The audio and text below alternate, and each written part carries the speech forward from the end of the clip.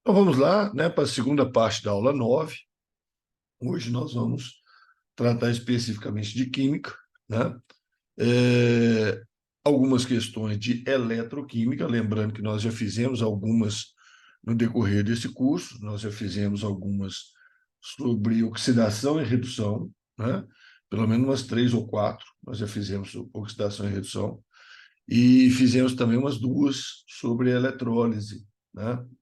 Eletrólise da água, né? Da salmoura, né? Lembro muito bem aí que nós fizemos bem mais no início do nosso curso, tá? Então, aquelas questões, né, de oxidação e redução, né, e de eletrólise se somam a essas que nós vamos fazer hoje, tá?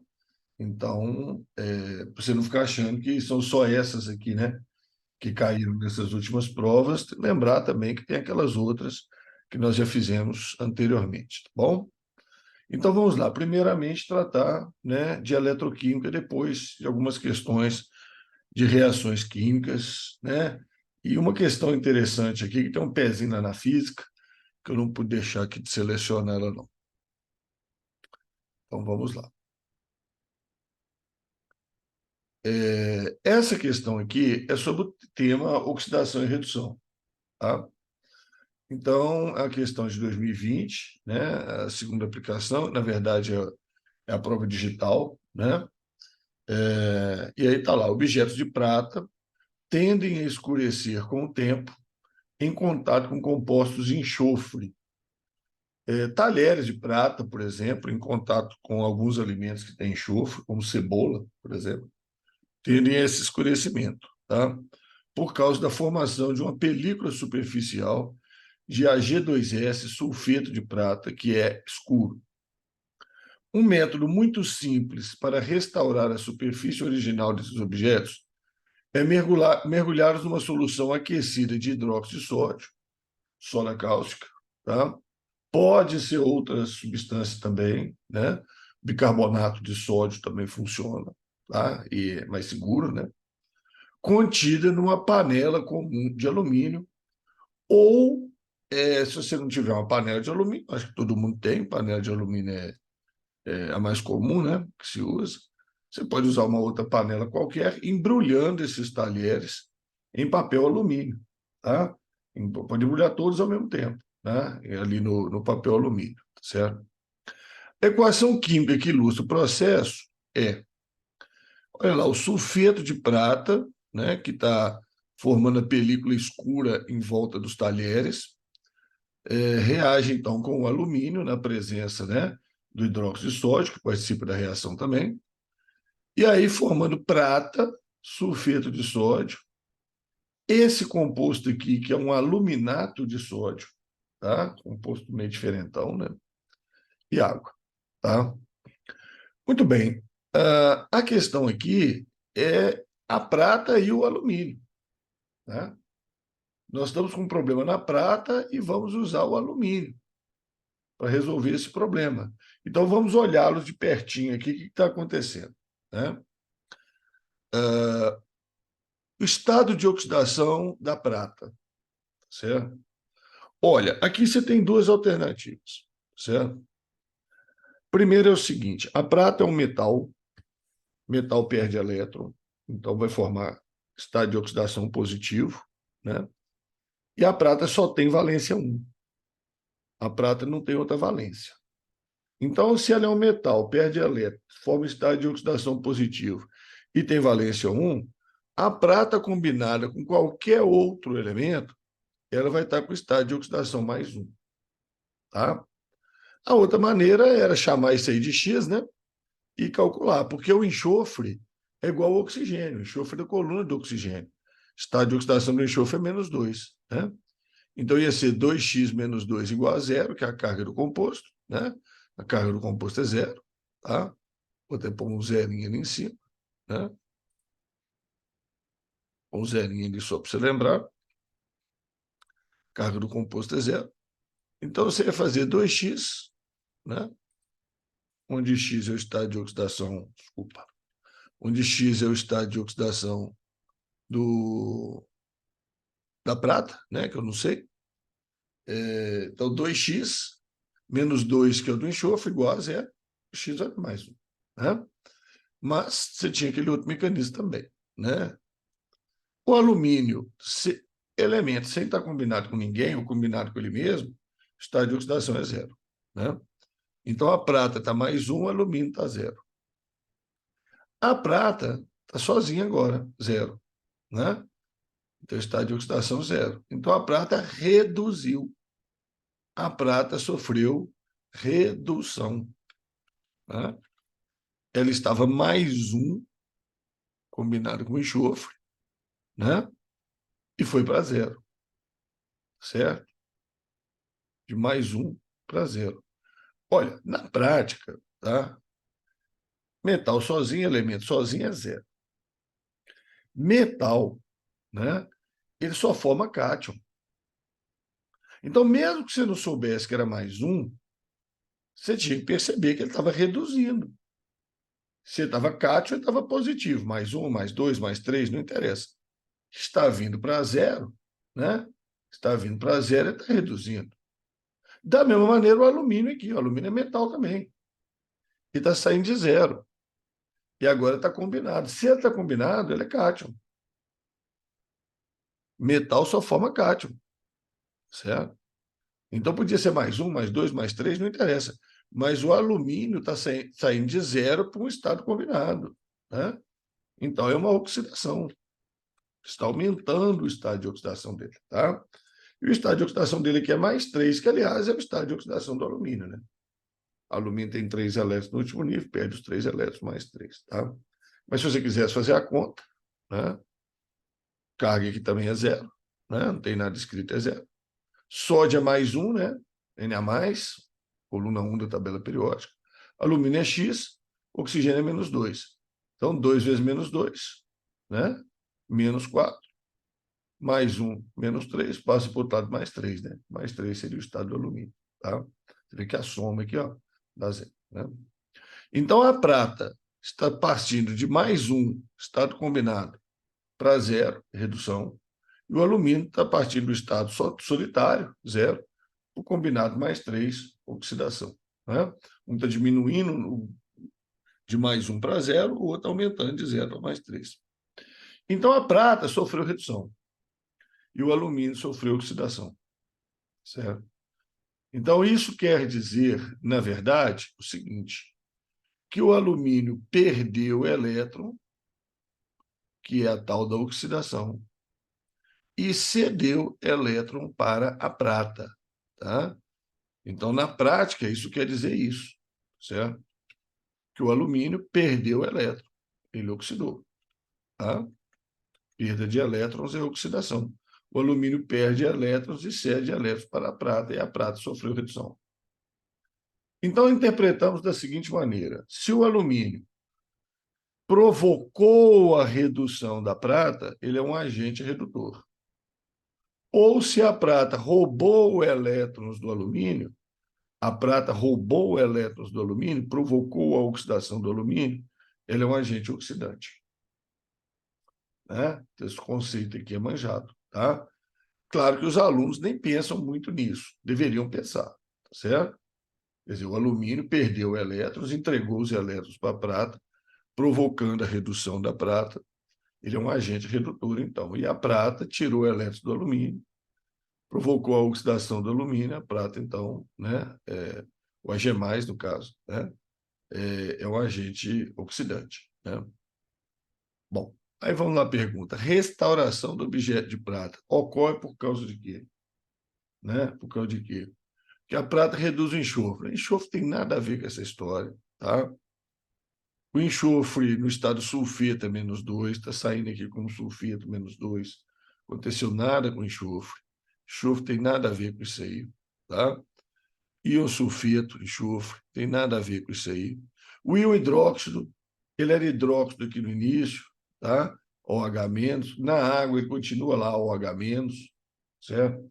Então não tem alteração de íon hidróxido aqui não. Ele não está atuando como agente oxidante não, tá? E não está mudando. Mas o alumínio atua como agente redutor no processo, né? O alumínio sofreu oxidação, entregue elétrons para a prata que estava oxidada, provocando a redução da prata. Então, o alumínio é um agente redutor no processo. Essa alternativa D está ótima. Variação de pH. Poxa, não tem nada a ver isso aí. Variação de pH não é a causa do processo. E o pH não, o pH diminui, tá? Porque está consumindo a base, né? Base é pH alto, base forte, hidróxido de sódio. pH alto, está consumindo a base. O pH nem está aumentando, ele está diminuindo, tá? Porque está consumindo a base. E ele não tem nada a ver também com essa história. Tá? Então, a história aí é o alumínio, a panela de alumínio, ceder elétrons para os íons prata oxidados, tá? Reduzindo, então, a prata do estado combinado, né, mais um, para o estado prata, metálica, bonitinha, brilhosa, né, zero. Tá? Então, é conceituação de oxidação e redução. Tá? Conceituação de oxidação e redução. Isso é muito importante. Já fizemos algumas coisas, mas não com uma equação desse tamanho aí. Tá? Que, aliás, é um pouco assustadora, né? A pessoa olha essa equação cheia de coisas, 7 participantes, né? Ela é um pouco assustadora, mas você tem que focar, né, nos elementos-chave, né, que são a prata e o alumínio. Tá? E aí fica muito fácil. A prata combinada é positivo, sozinha é zero, reduziu. Alumínio sozinho é zero, combinado é positivo, né? Oxidou. Né? Mas por que você sabe que é positivo? Já falei, é metal. Metal forma cátion. Metal perde elétron, metal forma cátion. Tá? A metal forma ânion, ganha elétron, tendência a ganhar elétron. Né? Isso é regra geral. Tá? Claro que tem exceção, claro. Tá? As pilhas recarregáveis, bastante utilizadas atualmente, são formadas por sistemas que atuam como uma célula galvânica, enquanto estão sendo descarregadas, funcionando, e como uma célula eletrolítica, quando estão sendo recarregadas, como se fosse uma eletrólise, como se fosse um processo de eletrólise, recebendo energia. Ah, bom, traduzindo, tá? Eu sei que vocês não prestam muita atenção nisso, deveriam, tá? Talvez não tanto na hora da prova, porque tem muita informação dessas aí que é só para contextualizar. Mas tem que ler, tá? Mas tem que ler, porque pode ter coisa importante lá. Mas aqui, fazendo exercício, né? Fazendo simulado e tal, você tem que ler com muita atenção. Então, pilha recarregável, bastante utilizada atualmente. No passado não tinha nada disso, tá? O advento, né, dos celulares, as câmeras fotográficas digitais, filmadoras, né, impulsionou as baterias e pilhas recarregáveis. Tá?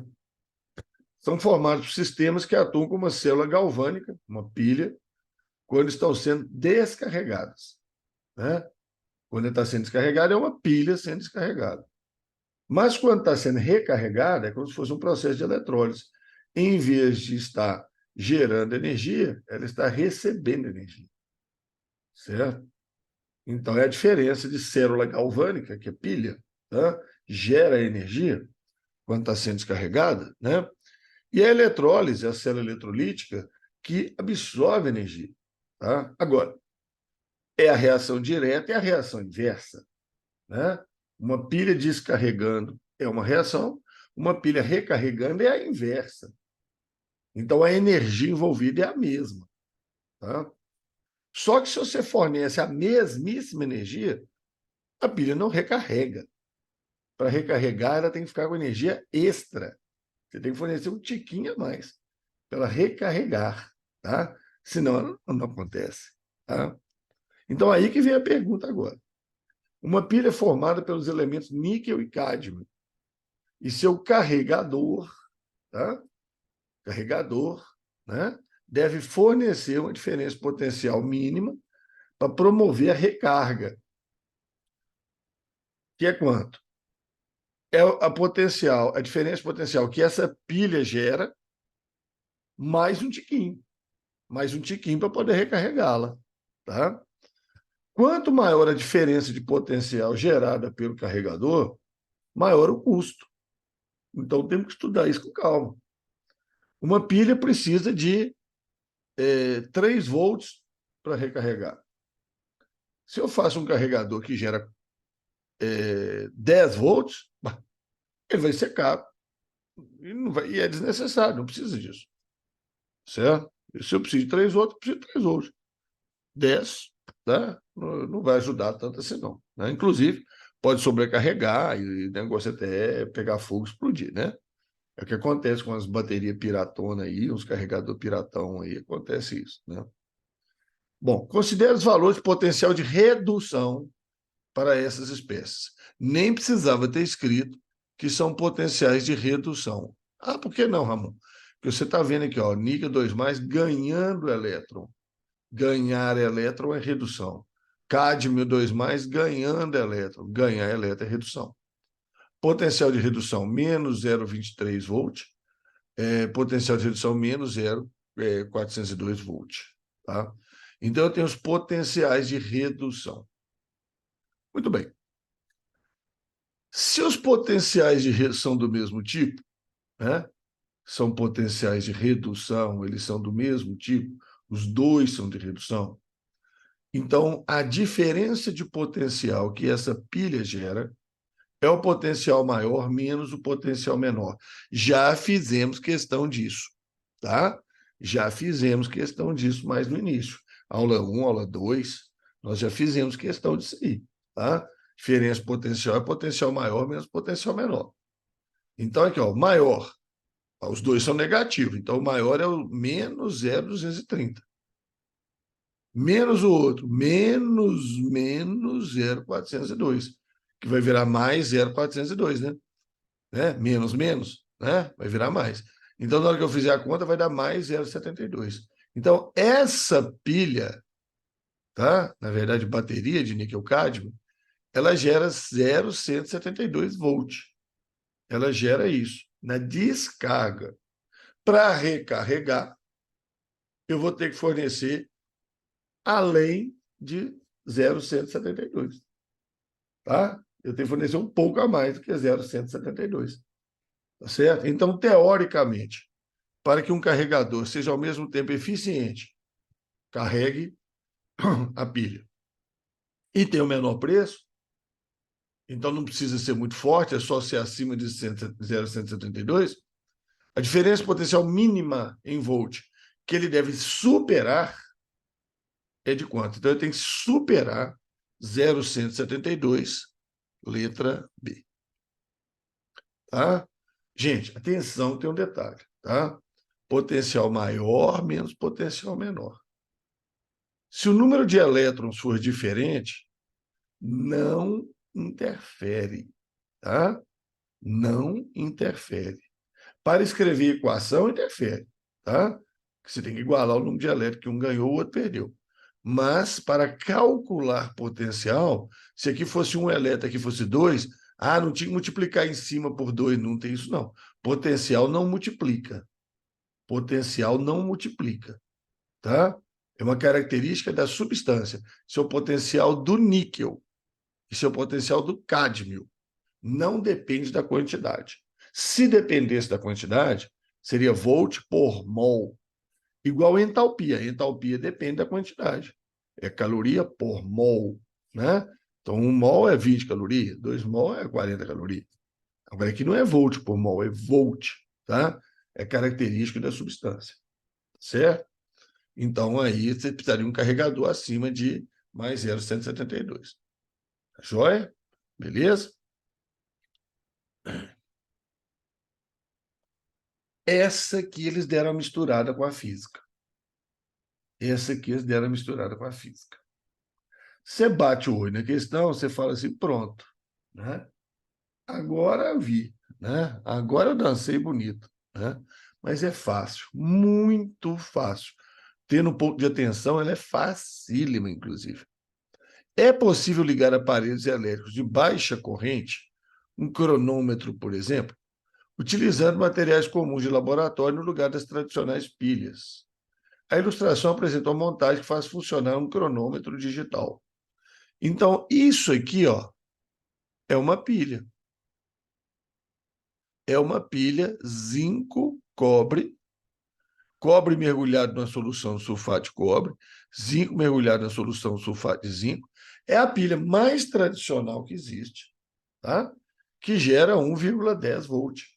Tem isso ainda, a gente até decora, a gente sabe até decorado.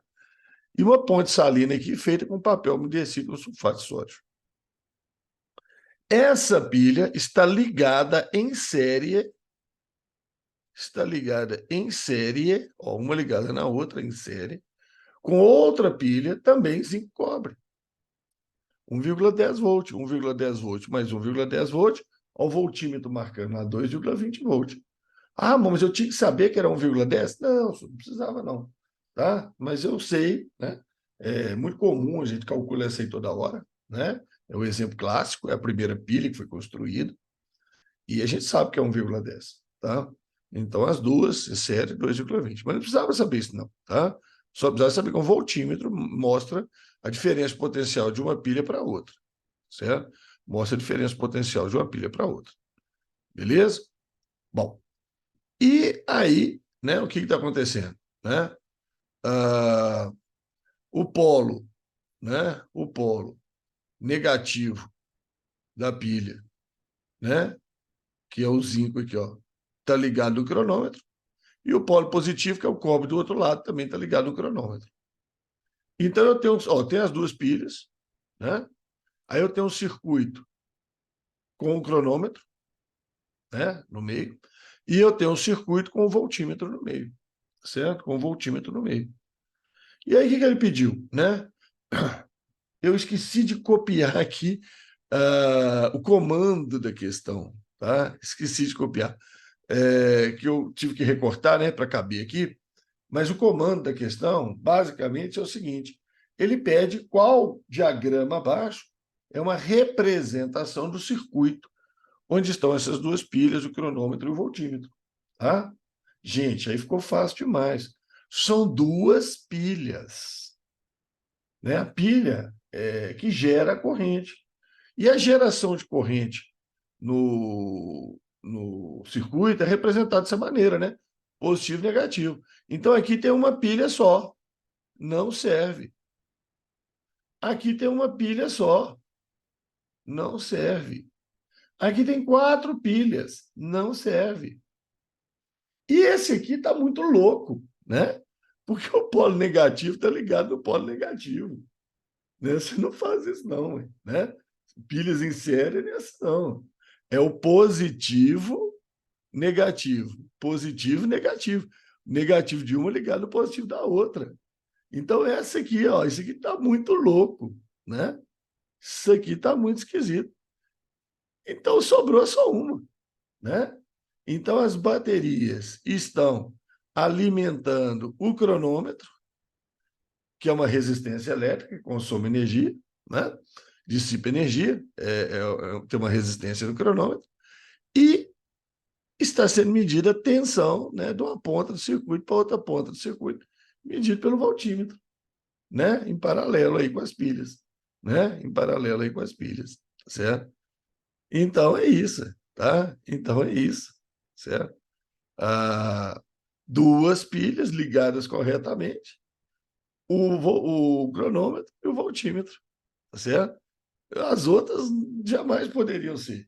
Uma pilha só, 4 pilhas, e duas pilhas ligadas, bico de uma com o bico da outra, né? Isso aí não dá certo, tá? Então, assim, aparentemente é uma questão muito difícil, né? Qual que é a dificuldade aí? Reconhecer que aqui são duas pilhas, né? Reconhecer que aqui são duas pilhas, né? Uma pilha zinco cobre e uma pilha zinco cobre. Não são 4 pilhas, né? Não são 4 pilhas. A pilha é formada por 2 metais, né? O zinco, no caso aqui, que eu sei que ele oxida, e o cobre, que eu sei que ele reduz, tá? Porque eu conheço os potenciais deles, certo? Então, aí, ó, letra B. Tá? Então, assim, e era uma página inteira, viu? Esse negócio meio assustador, assim, tal, né? Fácil demais. Questão fácil demais. Bom, agora vamos, né, para um assunto importante que é corrosão. Corrosão. Um cidadão se mudou de Brasília para Recife. Após algum tempo, percebeu que parte de seu carro estava enferrujando muito rapidamente, tá? Mais do que acontecia em Brasília. Perguntou para seu filho, estudante do ensino médio, se ele tinha uma explicação para esse fenômeno. O filho pesquisou na internet, pô, não precisava não. Se é aluno de Ramonzinho, não precisava não. Tá? Pesquisar na internet. Pô, aluno de ensino médio, vamos falar, cara. Não é pesquisar na internet, não, vamos saber. Ué. O filho, então, aluno de Ramonzinho, sabia que isso era por causa da maresia. Né? O que é a maresia?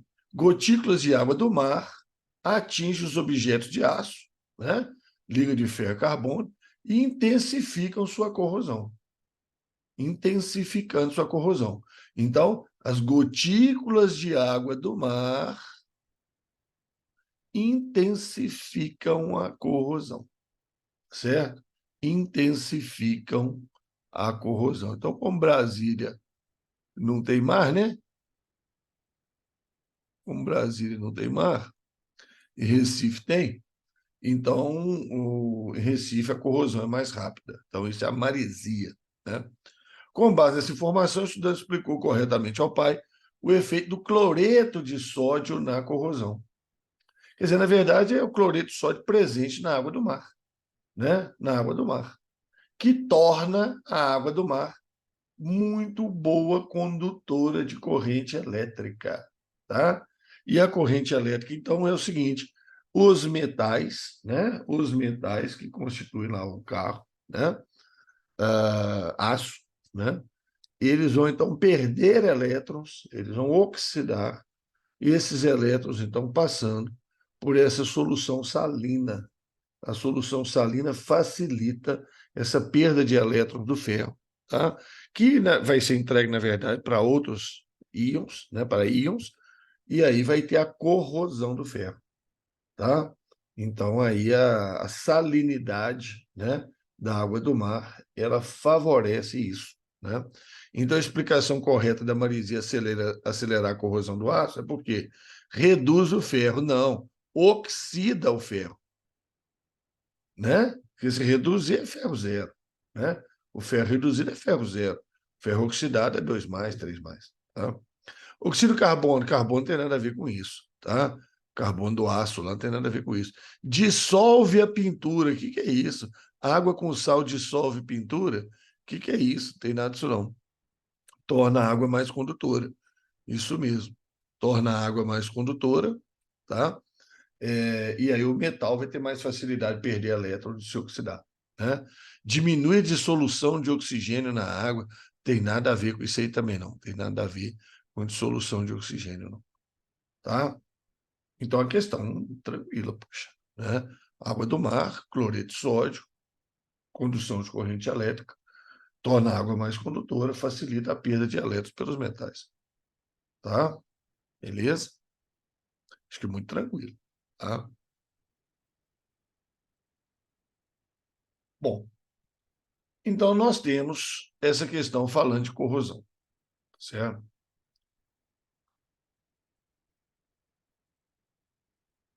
Existem duas tradicionais maneiras de se evitar corrosão, tá? Evitar corrosão. Como evitar corrosão, tá?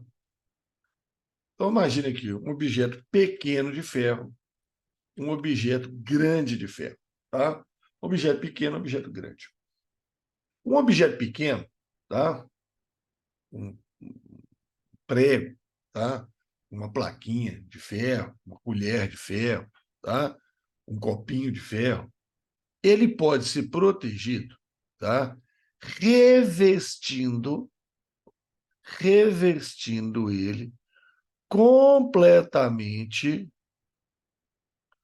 com material que tenha baixa tendência de oxidar, tá?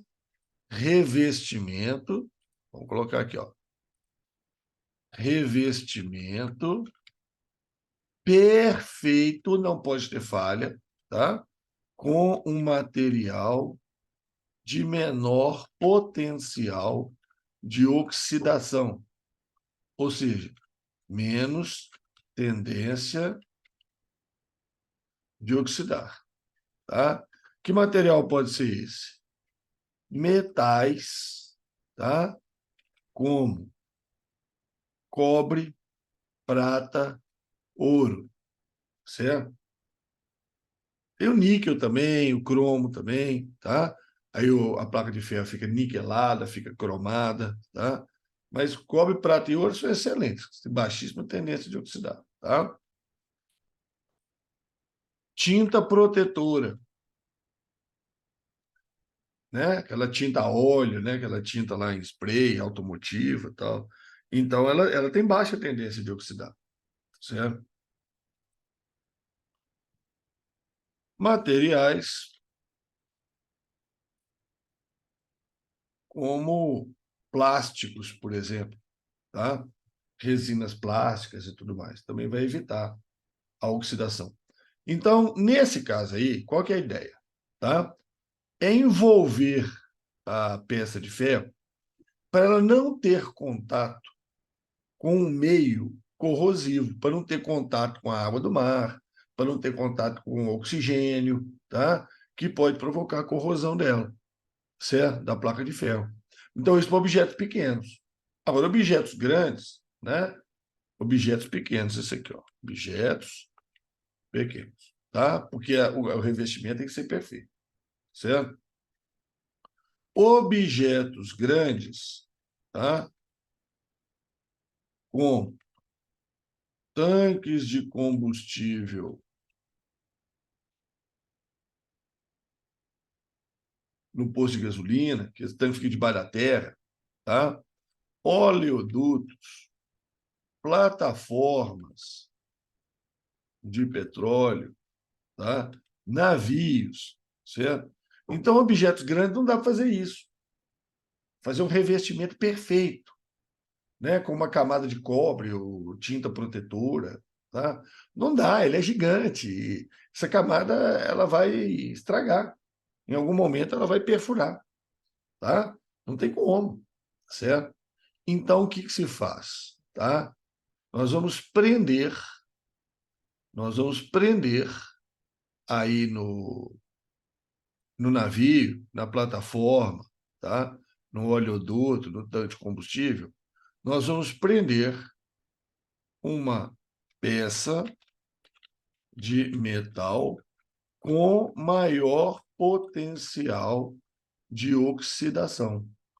Isso é chamado, então, de metal ou eletrodo de sacrifício. Por quê? Porque ele se sacrifica, tá?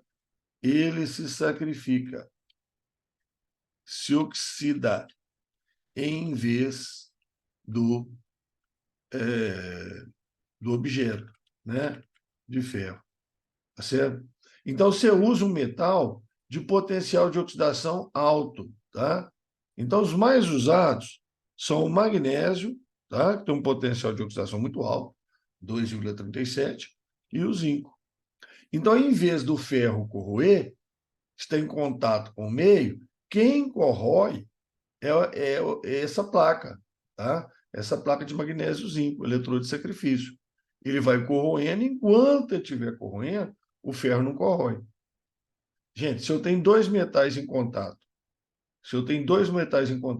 ferro e magnésio, ou ferro e zinco, só se oxida o que tiver maior potencial de oxidação. Só. Enquanto tiver placa de magnésio e zinco aqui, o ferro está protegido. Agora, se essa placa acabar, o ferro começa a corroer. Então, no navio, na plataforma, isso tem que ser trocado periodicamente. Na hora que vê que ela está acabando, está esfarinhando, está acabando, aí tem que trocar. Beleza? Mas é isso aí, tá? Ah, por que você explicou isso tudo aí, Ramon? Por causa das duas próximas questões. A nanotecnologia, 2022 agora, prova agora. A nanotecnologia é responsável pelo aprimoramento de diversos materiais, incluindo que são impactados com a presença de poluentes e de umidade na atmosfera, causadores de corrosão. Opa, fomos lá para o tema corrosão. Deixa eu consertar isso aqui, porque eu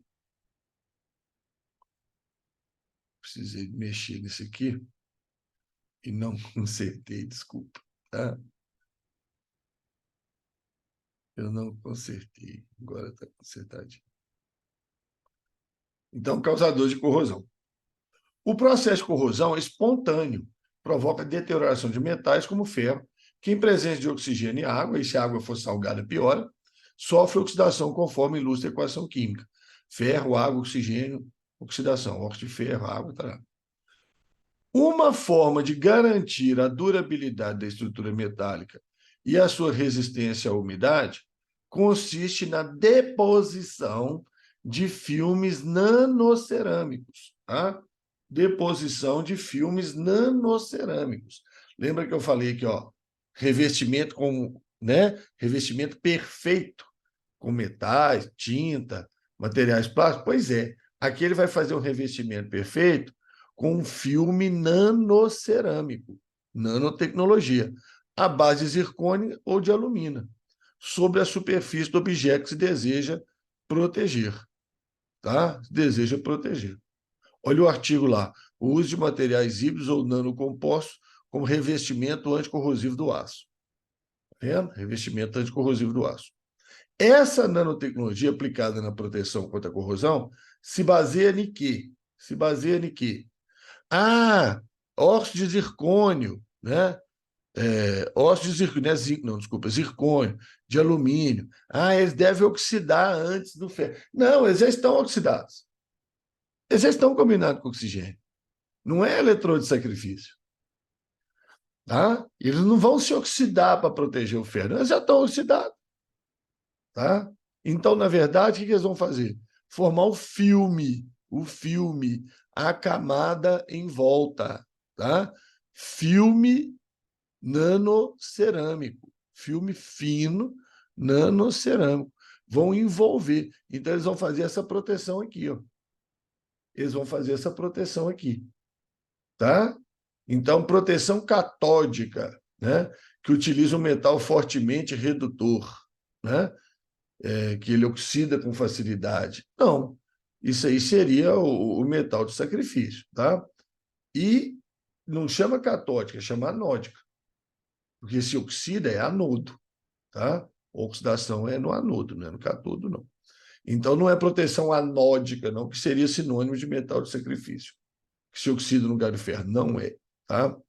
Passivação do ferro, que fica revestido pelo seu próprio óxido. Passivação do metal é quando ele está envolvido pelo óxido do próprio metal. O alumínio, por exemplo, tem isso.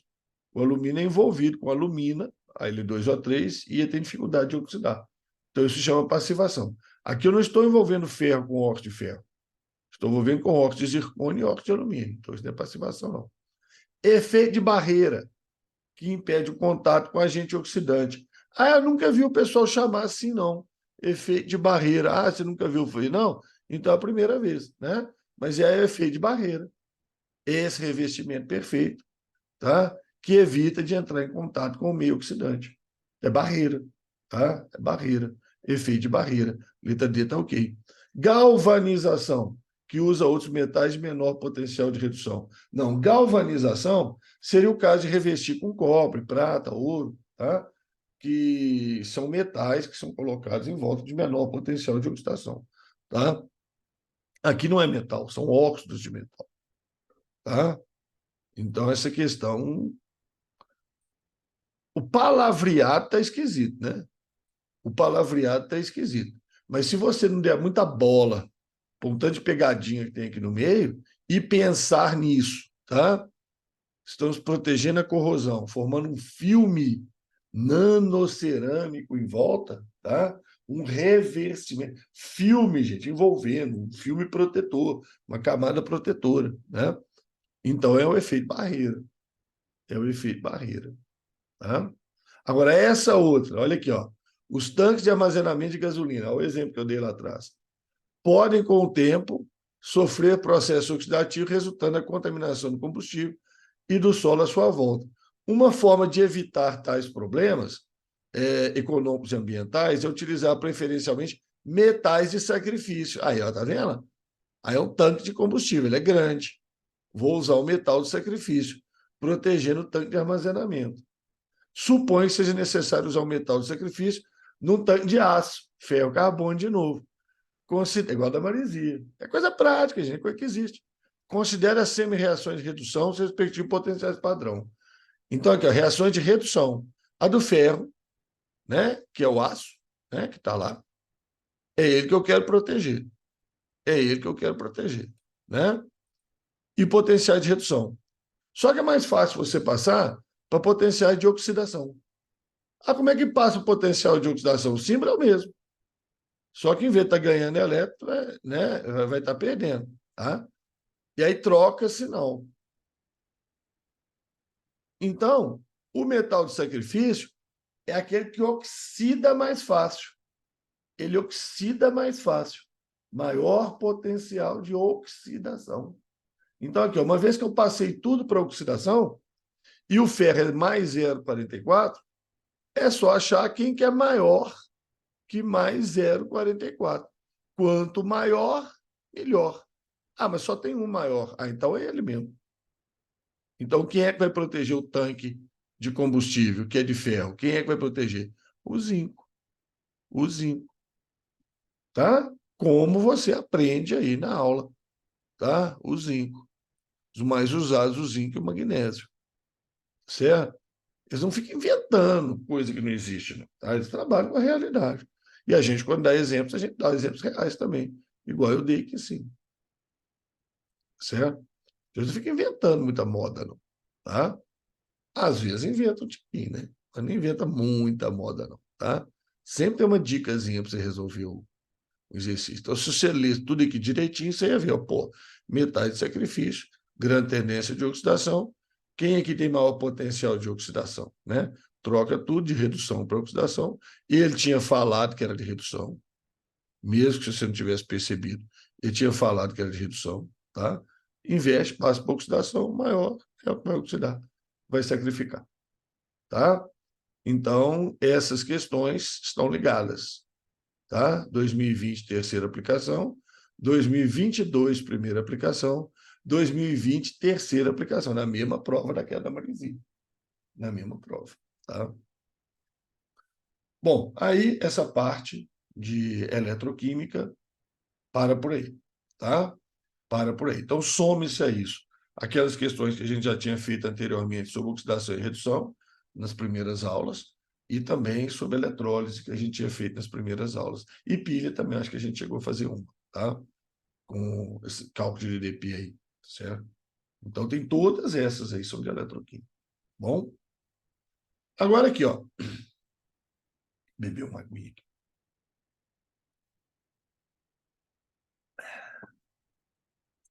Aqui já vamos para uma reação química, tá? Muita atenção, tá? Olha, gente, a última prova, 2022, tá?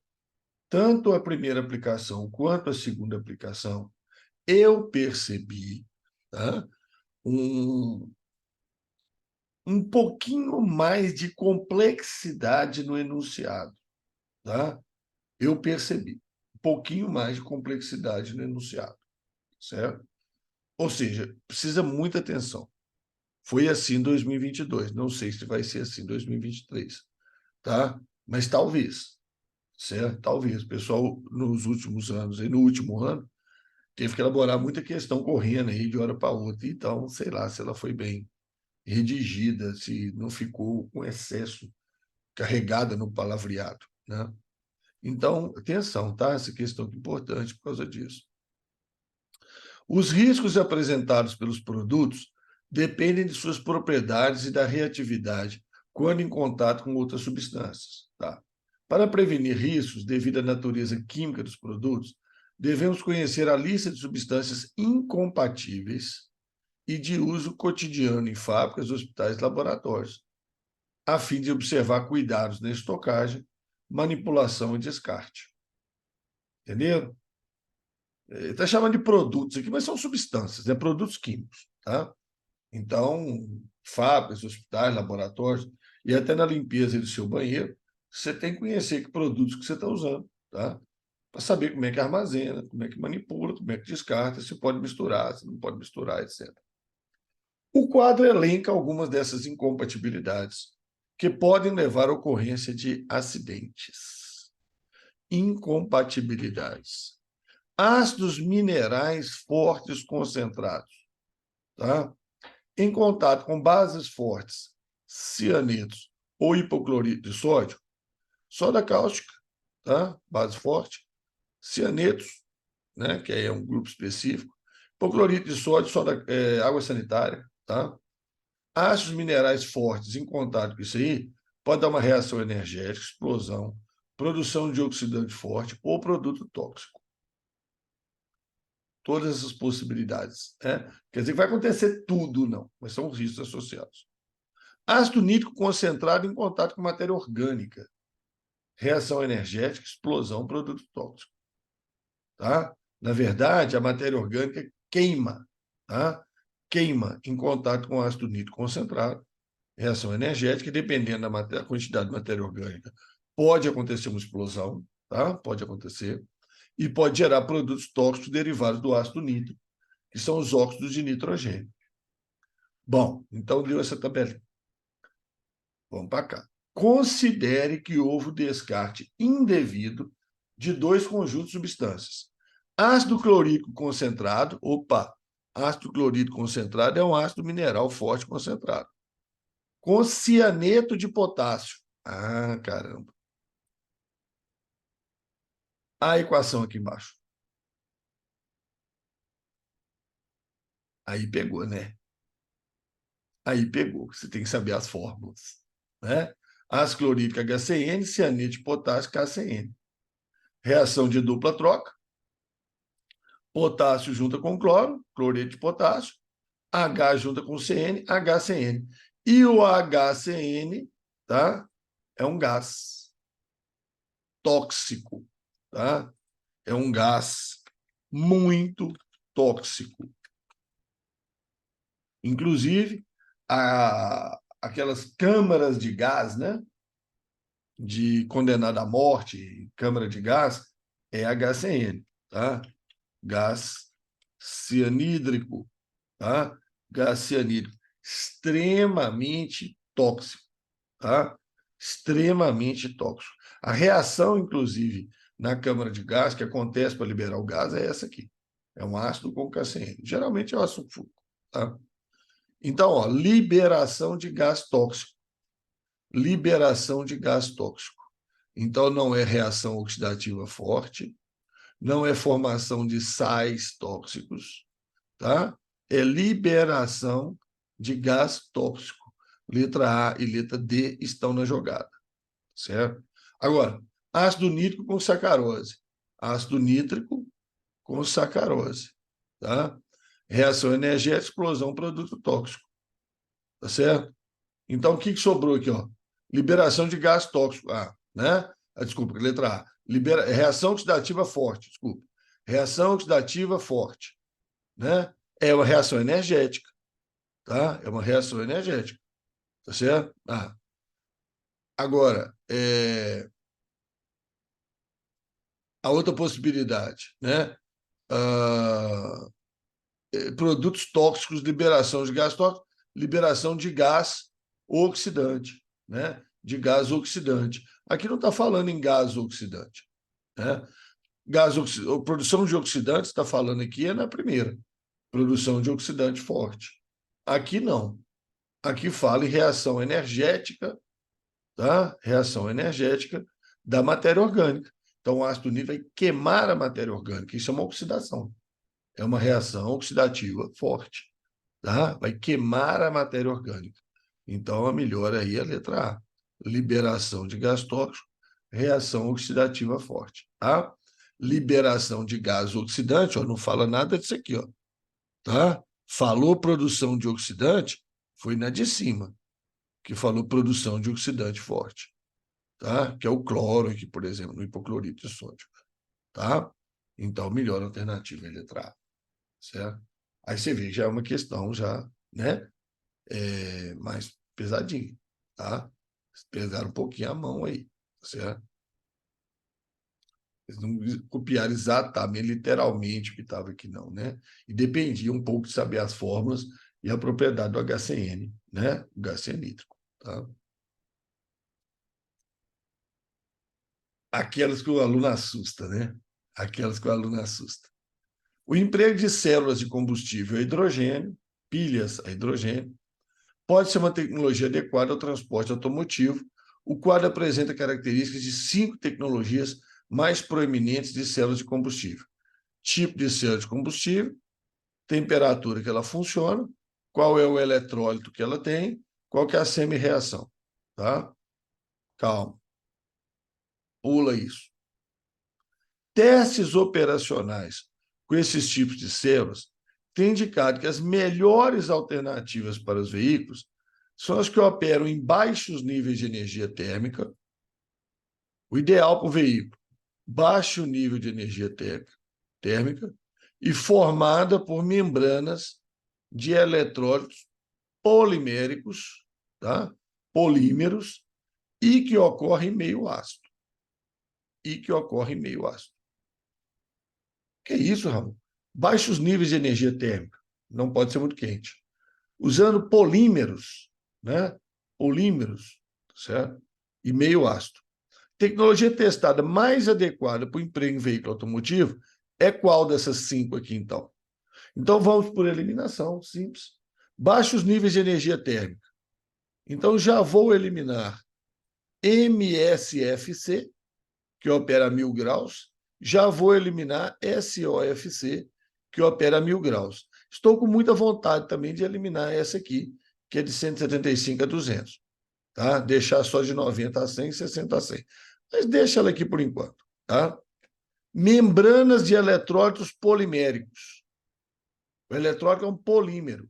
Hidróxido de potássio é polímero? Não. Tá? Ácido fosfórico é polímero? Não. Ácido poliperfluorosulfônico sólido. Ramon nunca ouvi falar desse trem, não. Mas espera aí. Ácido polímero. É um polímero. Tá? Igual tem um polietileno, polipropileno, tá? Que são polímeros plásticos. Aí está o poliperfluorosulfônico. É o polímero. Tá? Então está sobrando essa aí, ó, tá? E ocorre em meio ácido, né? Aí, ó, H+, H+. Libera H+, usa H+. Ocorre em meio ácido, tá? Aqui não tem H+, não é meio ácido, e esse aqui é meio básico, né? OH-. OH- é meio básico. Essa está em meio básico. Essa não está no ácido nem no básico, está neutro, né? E essa aqui está no ácido. Então podia ser qualquer uma dessas três. Só que essa de baixo eu já eliminei porque é alta energia. Essa que eu já eliminei, que não é polímero. Então, sobrou PEM, né? Sobrou esse aqui, ó, essa tecnologia, então. Tá? Beleza? Aí, pronto. Ah, mas o que significa isso? Não interessa não, gente. Não interessa não, depois você pesquisa aí. Vê por que tem esses nomes aí, né? Tá certo? Beleza? Aqui, esse PA aqui deve ser ácido fosfórico, né? Célula de combustível a ácido fosfórico, né? Cell, fuel, combustível, S de. Deve ser, né? Célula de combustível, ácido fosfórico. Célula de combustível a óxido de, né, sólido, sei lá. Né? Célula de combustível, SM, o que seria SM? Não sei, sódio, né? Não sei. Célula de combustível a, né? Hidróxido de potássio, não sei por que seria o A, não. Né? Alcalino, né? Alcalino, célula de combustível alcalino, deve ser. Né? Mas não me preocupa com isso, não. Tá? Matou aqui no quadro, ó. Pá, pá, pá. Tá? Ah, nunca ouvi falar disso. Leia com calma. Leia com calma. Procure as informações que vão te ajudar. Tá? Aqui, ó. Full cells, células de combustível. FC. É o UFC, o UFC, o UFC, o UFC daqui. Ó. Tá? Quando as pilhas que contêm metais pesados, olha, isso aqui é um conceito esquisita, né? Metal pesado, tá? Não existe um conceito exato de metal pesado. A gente tem algumas substâncias que a gente considera metais pesados. As mais famosas, tá? Chumbo, mercúrio, cádmio, tá? Toda lista de metal pesado que você vê vai ter chumbo, mercúrio, cádmio. São metais pesados. Agora, alguns outros metais são considerados também, o estanho, o zinco, tá? São considerados metais pesados. O níquel, alguns consideram metal pesado, tá? Mas tem metais que não são considerados pesados de jeito nenhum, que são os da coluna 1, da coluna 2 e o alumínio. Não são metais pesados, tá? Metais da coluna 1, coluna 2 e alumínio não são considerados metais pesados, tá? Então, quando pilha que tem metal pesado é descartada no lixo, pode ocorrer o rompimento da blindagem da pilha, né, o envoltório dela, liberação do conteúdo para o meio ambiente. Ao atingir o solo, o metal pesado pode ficar retido nas camadas superiores do solo por três processos. Reação com moléculas orgânicas que possuem oxigênio ou nitrogênio em sua estrutura. Tá. Reação com moléculas orgânicas que tenham oxigênio ou nitrogênio em sua estrutura. Então, isso é um processo. Adsorção em argila e minerais, argilas e minerais. Reação com grupo hidroxila, sulfeto ou metil, formando precipitado insolúvel. Com base nas informações apresentadas, são suscetíveis. Me fale o nome da segunda. Eita, espera aí que o celular resolveu começar sozinho aqui. Deixa eu desligar ele aqui. Me fale o nome da segunda cidade, por favor. O que é isso, meu Deus? Só um segundinho, tá, gente? Desligando ele aqui. Pronto. Ah, porque vai dormir. Então, é isso. Ó. Reação com moléculas orgânicas de oxigênio ou nitrogênio, grupo hidroxila, sulfeto ou metil, formando precipitado insolúvel. Com base nas informações apresentadas, são suscetíveis de ser formados nos solos compostos. Tá? Então, são esses compostos de metais pesados.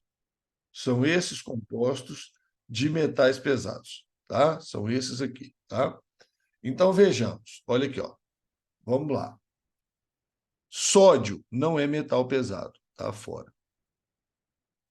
Cálcio não é metal pesado, tá fora. Tá? Sódio e cálcio, coluna 1, coluna 2, eles não são metais pesados, tá? Então já tá fora. O resto da turma aí é metal pesado, tá? Bom, reação com o grupo metil.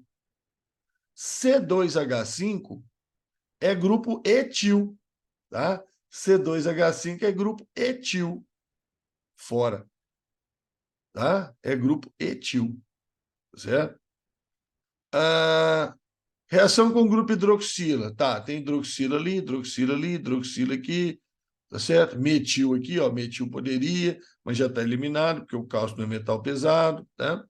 Sulfeto, sulfeto de cádmio, sulfeto de sódio está eliminado. Isso aqui não é sulfeto, isso aqui é sulfato. Isso aqui é sulfato. Então, letra B, você está eliminando, porque sódio e cálcio não são metais pesados. Letra C, você está eliminando, porque esse grupo aqui é etil. E ele só falou do metil. Ah, mas o etil é parecido. Não interessa, ele falou metil. Tá? E letra D, você está eliminando, porque ele falou que é sulfato. E não é sulfato, eu quero sulfeto. Tá? Sulfeto é o S sozinho. Então sobrou letra A. Sulfeto de cádmio, né? Ó, sulfeto de metal pesado, hidróxido de zinco, hidroxila com zinco. Sobrou letra A. Gente, a boa e velha eliminação. Tá? A boa e velha eliminação. Tá? Tá vendo? Aqui, ó. Eliminação. Conhecimento é importante? É. Conhecimento é importante, mas aqui, por exemplo, ó, só com esse item inicial aqui, ó, tá certo? Né? Você já eliminava aí, né? Várias coisas, tá? Então, conhecimento é importante, claro, óbvio, tem que aprender, tem que estudar, tem que aprender, tá? Mas na hora de fazer prova, tá? Prova de múltipla escolha, eliminação é fundamental. Prova aberta não tem jeito, né? A presença de substâncias ricas em enxofre, como a pirita, em áreas de mineração, provoca um dos mais preocupantes impactos causados pela exploração dos recursos naturais da crosta terrestre em contato com o oxigênio atmosférico. O sulfeto sofre oxidação em diversas etapas, até formar a solução aquosa conhecida como drenagem ácida de Minas. Já fizemos questão sobre isso, tá? Já fizemos questão sobre drenagem ácida de Minas. Já fizemos, lá atrás, nas reações químicas e estequiometria. Já fizemos. Caiu nessas últimas provas aí também. De acordo com a equação química, sulfeto, oxigênio, água, tarará, sulfato ferroso e ácido sulfúrico. Olha o ácido aqui, ó. Olha o miserável aí. Olha o ácido aí. Ele que é o problema, né? Então, resíduos de mineração, oxigênio e água, ácido sulfúrico, sai aquele caldinho, né? Aquela drenagem, aquele caldinho de ácido sulfúrico. Os processos de intervenção nesse problema envolvem reação do resíduo ácido, ácido sulfúrico, como substância básica de baixa solubilidade em meio aquoso, sem a geração de subprodutos danosos ao meio ambiente. Sem a geração de subprodutos danosos ao meio ambiente. Esse processo de intervenção é representado pela equação química. Tá? Então, eu quero neutralizar o ácido. Reação do resíduo ácido. Eu quero neutralizar o ácido com uma substância básica. Tá? Como substância básica. Então, aqui, ó, letra A está fora, porque eu não estou reagindo com ácido, está reagindo com água. Letra E está fora, não estou reagindo com ácido, eu estou reagindo com água. Olha a eliminação aí, gente. De cara, tá? Sobraram essas aqui, ó. Certo? Letra D. Não presta, não. Por quê? Ué, está liberando H+, 2H+, SO4, 2 menos, mas isso é ácido. Ué. Liberando H+, SO4, está liberando H+, e SO4, isso é ácido. Tá? Fora, tá? Resolveu nada, não. Sobrou a letra B, que eu tenho aqui a cal virgem, que é uma substância básica, tá? Que é uma substância básica, baixa solubilidade em meio aquoso, tá? E o carbonato de cálcio, que também é uma substância básica, vem de uma base forte de um ácido fraco, reagindo com ácido sulfúrico, os dois formando sulfato de cálcio, água. Porém, esse aqui forma CO2. E ele falou para não gerar subprodutos danosos ao meio ambiente. E o CO2 né, gente? O CO2 é um problema, né? Aquecimento global, etc, etc e tal. Então, só por causa desse CO2 aqui, ó, que nós vamos ficar com a letra B. Com a letra B. Ele pediu para não gerar subprodutos danosos. Olha aqui, ó, esses dois subprodutos são iguais. Então, nenhum dos dois é danoso, né? Se são iguais, sobrou só essas alternativas. Então, o CO2 você sabe que é danoso. Ah, mas não é tão danoso assim, não? Sei, mas é danoso. Né? Mas é danoso. Tá?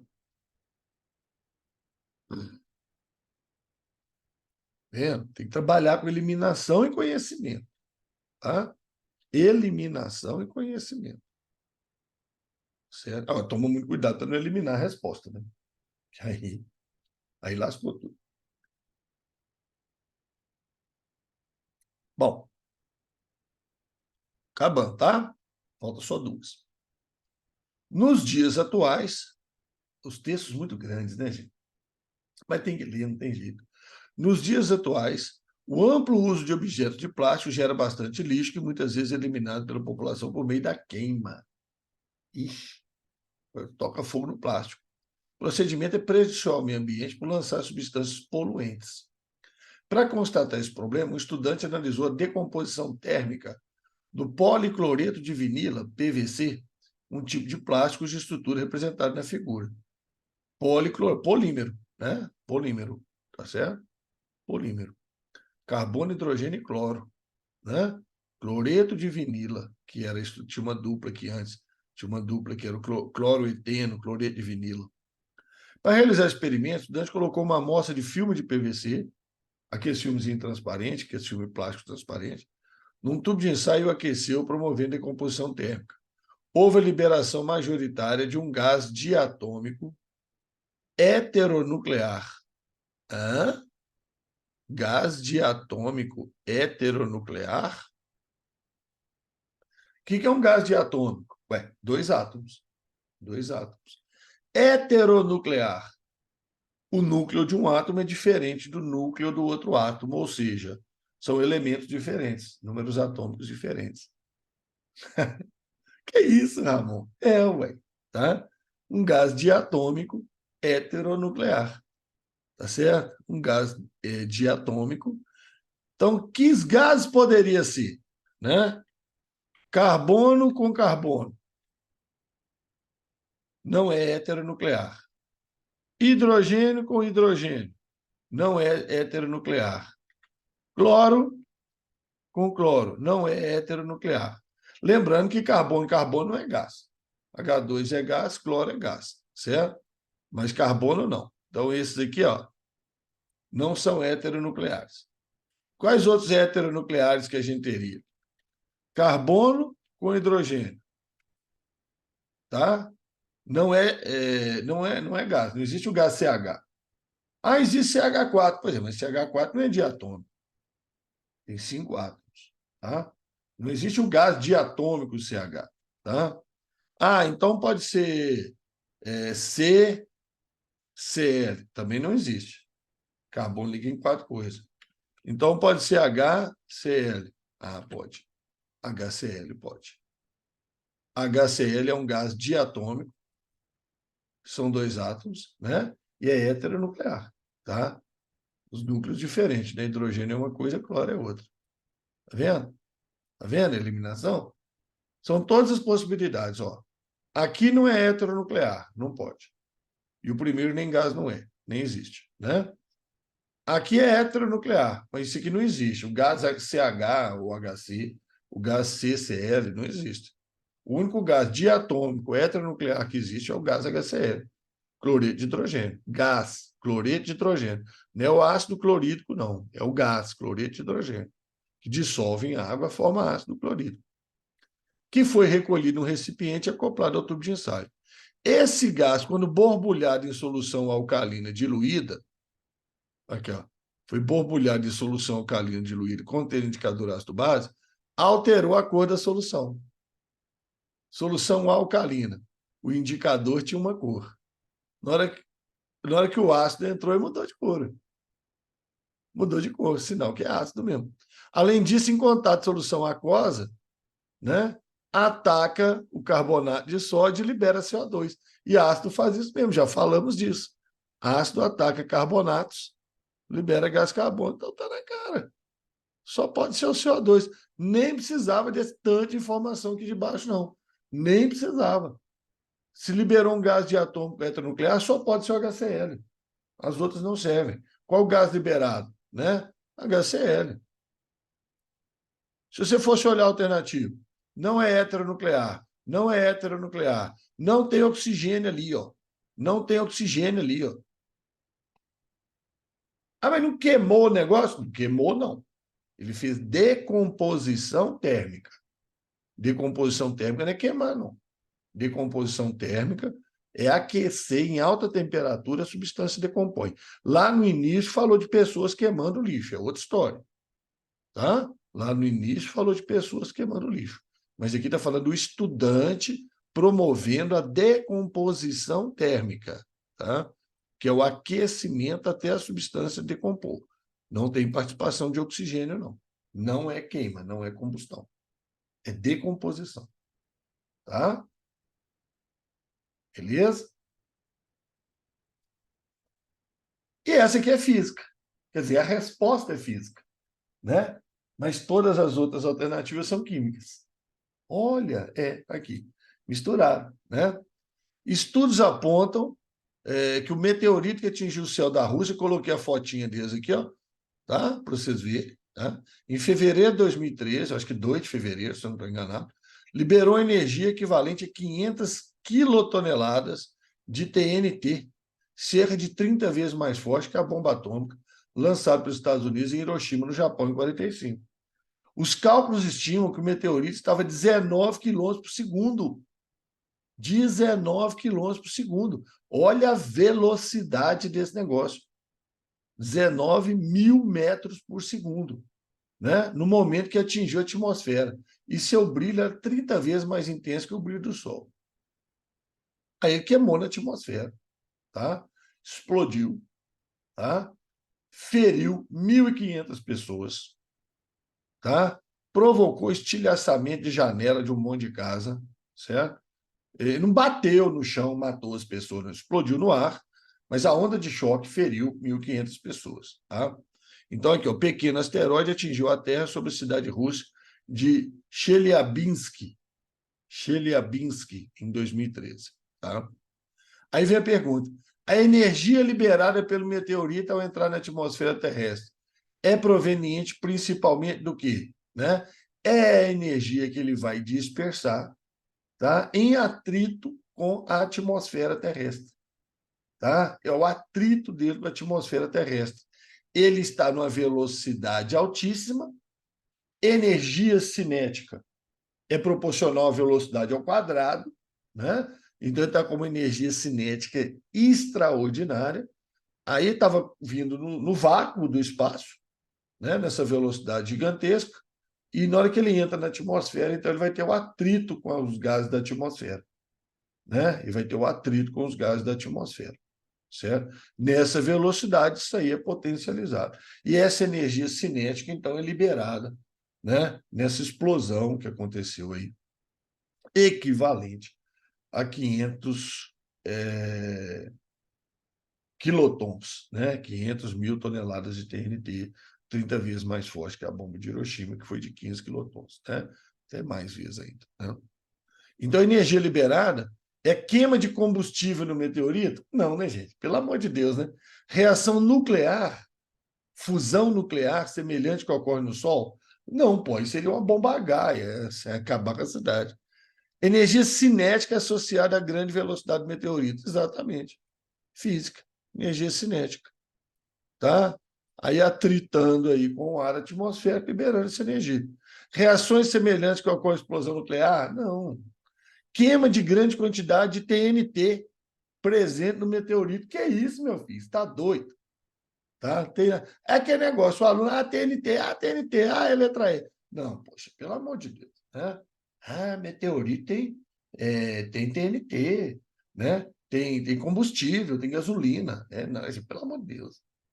Isso aqui é uma interpretação básica de texto, conhecimento básico de ciência. Por eliminação, você tira A, B, D e E, A, B, D e E, que quimicamente são impossíveis, né? Mas a letra C, tranquila, né? Bonitinho. Alguns meteoritos que entram na nossa atmosfera, inclusive, dão aquele brilho esverdeado, tá? Que significa presença de cobre no meteorito, né? Porque o cobre é aquele negócio, quando é aquecido, ele os elétrons pulam para nível mais externo, voltam emitindo luz esverdeada. Alguns meteoritos aí têm luz esverdeada. Às vezes é porque é um corpo celeste mesmo, né? uma pedra contendo cobre. Às vezes é lixo espacial. Às vezes é um pedaço de satélite que está reentrando na atmosfera.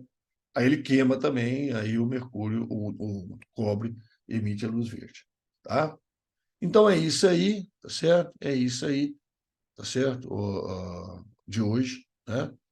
Vamos parar aqui a gravação, tá?